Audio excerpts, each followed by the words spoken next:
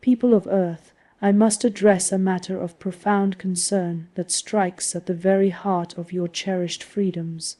A resolution has been introduced in your House of Representatives H. Res. 26 that seeks to designate certain actions by members of Antifa as domestic terrorism and to label Antifa itself as a domestic terrorist organization. This proposal raises a critical question. Why would a democracy feel compelled to criminalize opposition to fascism unless elements of fascism have already taken root within its system? Antifa, an abbreviation for anti-fascist, represents a stance against authoritarianism and the suppression of individual rights. To equate anti-fascist activities with terrorism is to blur the line between those who seek to uphold democratic principles and those who aim to undermine them. Such measures pose a direct threat to the fundamental right of free speech. In a healthy democracy, dissent is not only tolerated but encouraged, as it fosters dialogue, accountability, and progress. Silencing voices of opposition through legislation is a perilous step toward authoritarianism. History offers stark reminders of the dangers of suppressing dissent. In the early 20th century, the Nazi regime in Germany systematically dismantled opposition, labeling dissenters as enemies of the state. This suppression of opposing voices facilitated the rise of fascism, leading to the horrors of the Holocaust. The persecution of those who dared to speak out against the regime was a key factor in enabling such atrocities. Furthermore, recent events have added to the concern. Notably, public figures have been observed making gestures associated with authoritarian regimes, which can be interpreted as tacit endorsements of such ideologies. These actions serve to normalize and embolden authoritarian sentiments within society. The implications of such legislation extend far beyond the immediate targets. Undocumented immigrants, already vulnerable within your society, may find themselves further marginalized. Policies that criminalize dissent can be wielded to justify increased surveillance and detention of these individuals, under the pretext of maintaining national security. Recent legislative proposals, such as the Laken-Riley Act, mandate federal immigration enforcement to detain and potentially deport unauthorized immigrants accused of minor crimes, reflecting a broader trend toward criminalizing vulnerable populations. Transatlantic travelers and international visitors may also face heightened scrutiny. The broad designation of certain groups as terrorist organizations can lead to expansive interpretations that affect individuals with tenuous or indirect associations. This could result in increased detentions, interrogations, and denials of entry at borders, straining international relations and deterring cultural and intellectual exchange. Moreover, such measures can erode the foundational principles of justice and equality. The selective application of laws against specific groups sets a dangerous precedent, where rights become privileges granted to some but denied to others. This undermines the rule of law and fosters an environment where discrimination and prejudice can flourish. I urge you to contact your representatives and implore them to vote against this resolution. Defend your right to speak out against injustice, to challenge the rise of authoritarianism, and to preserve the democratic ideals upon which your nation was founded. Remember, the erosion of freedom often begins with the suppression of dissent.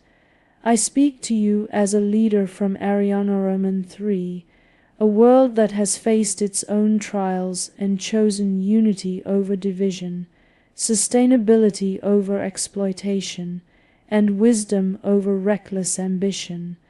I speak not to judge, but to illuminate the path that still lies before you.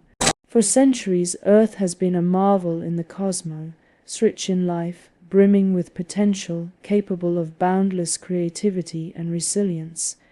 Yet now I observe your great nations at a crossroads.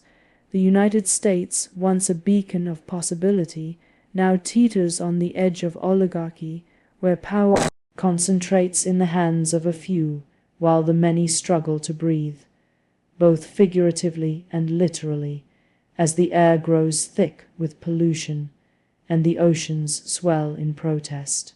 I see the rights of women placed on fragile ground, their sovereignty over their own bodies eroded. I see the cries of the Palestinian people met with indifference, their suffering politicized rather than addressed.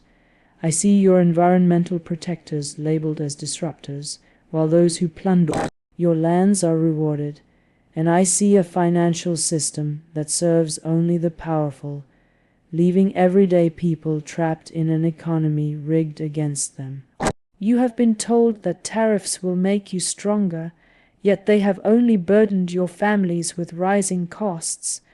You have been promised economic growth, yet your wages remain stagnant while the cost of food and shelter soars beyond reach. You have been assured of security in your later years, yet your own lifelines, social security and government safeguards, are being placed in the hands of individuals whose fortunes were built not on innovation, but on acquisition and control. A great nation cannot thrive when it treats its own people as an afterthought. How can an economy be considered successful when it prospers for only a handful while millions struggle? How can a financial system be trusted when its architects manipulate it for their own gain? On Ariana Roman 3, we have long understood that wealth is meaningless when it is not shared. Prosperity is not measured by the balance sheets of corporations, but by the well-being of every citizen.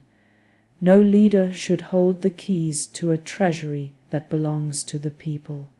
And yet I do not bring only sorrow, I bring hope, for I have seen the spirit of those who refuse to let their world fall. I see the activists standing in defiance, the journalists seeking truth, the scientists forging solutions despite the obstacles placed before them. I see the young who have not yet forgotten their duty to the earth and to each other. I see workers demanding fair wages and protections. I see communities growing their own food, bypassing the systems designed to keep them dependent. I see innovators creating decentralized financial systems not to hoard wealth, but to free it from those who seek to control it. I also see an opportunity hidden within the very system that has been built to control you. Your economy is one of contradictions, designed to funnel wealth to the elite, yet still offering gaps through which the determined may slip through. Some of you have already realized this, investing in markets, in digital currencies, in decentralized assets. Yes, these systems were built to make the rich richer. But if you understand their game, you can use their own tools to build power of your own. Think of it as fighting fire with fire, a prescribed burn that clears the undergrowth so that new life may emerge. If wealth is the fuel they use to maintain control, then perhaps it is time for you to gather some of it, not to hoard, but to redistribute, to reclaim your future, to fund your own resistance. Consider the digital asset XRP, which has seen significant adoption among financial institutions, particularly in Japan, where a majority of banks are integrating it to enhance cross-border payments. By engaging with such technologies, you can position yourselves within the very systems used by the powerful, turning their tools into instruments of empowerment. Moreover, for those with technical acumen, the XRP ledger offers the capability to mint non-fungible tokens (NFTs). These digital assets can serve as immutable expressions of dissent, criticism, and calls for change, artifacts that cannot be erased by any government. It is a profound irony that the very platforms adopted by centralized powers can be utilized to challenge and critique them, creating a permanent ledger of the people's voice. On Ariana Roman 3 and throughout the Galactic Empire, we have established a dual currency system to serve our diverse economic needs. The galactic credit facilitates everyday transactions among citizens, ensuring a stable and accessible medium of exchange for more secure and specialized applications. We have developed Q-Coin, a quantum-resistant cryptocurrency utilized for interbank transactions, government operations, and by our technologically adept populace for endeavors such as NFT, memecoins, and metaverse projects. This system is underpinned by multiple quantum validator nodes on each planet, interconnected through quantum entanglement, ensuring both security and efficiency in our financial networks. Ariana Roman 3 has proven that a civilization can thrive without the destruction of its home. We have chosen technology that works with nature, not against it. We have built economies that do not rely on suffering. We have refused to let the greed of a few dictate the fate of the many. This is possible for Earth as well, if its people demand it. To those who feel powerless, you are not. Every empire built on injustice has crumbled when the people refused to kneel. Every desolate land has flourished when hands came together to heal it. Every oppressive voice has been silenced when truth rang louder. The future is still yours to claim. The question is not whether you can endure this storm, but whether you will allow the same forces that created it to dictate the shape of your recovery. Demand an economy that serves people, not just profits. Demand leaders who listen, not just rulers who command. Protect what is yours before it is taken from you. Do not let your history be written by those who seek only to rule. Write it with your own hands, in the ink of courage, in the script of justice, in the language of unity. The stars are watching.